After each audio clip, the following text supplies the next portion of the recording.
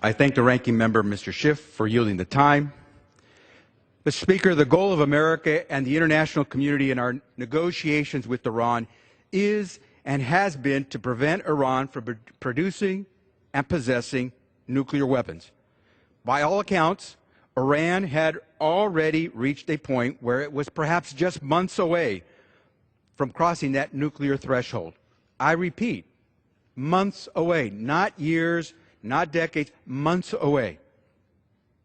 So few votes can be taken more seriously than one intended to halt the spread of nuclear weapons.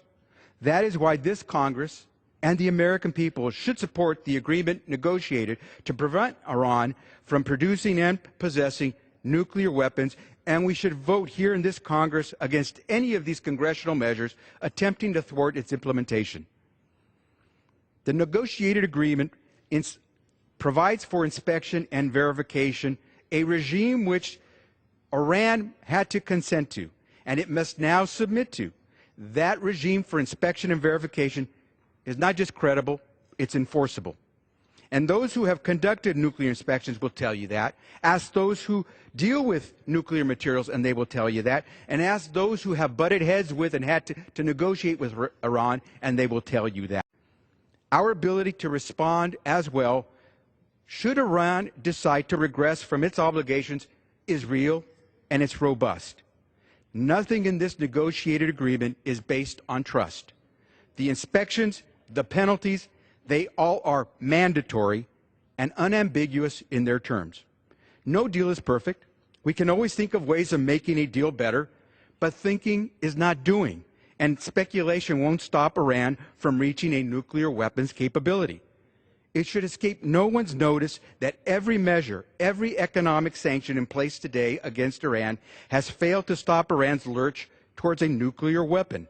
Remember, perhaps only months away from that nuclear threshold.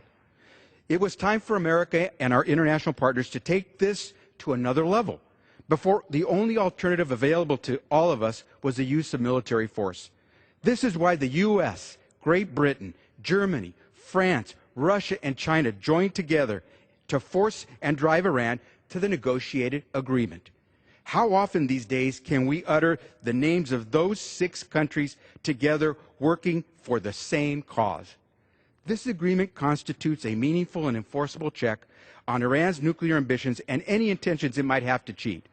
Back in July, when this agreement was reached, I stated that it, quote, must constitute measurable progress in halting nuclear proliferation, driving the region and the world further away from nuclear Armageddon. The negotiated agreement meets that test, and with the support of Great Britain, Germany, France, yes, even Russia, and yes, even China, we will hold Iran to that test, and that is why we should support the negotiated agreement. I yield back the balance of my time.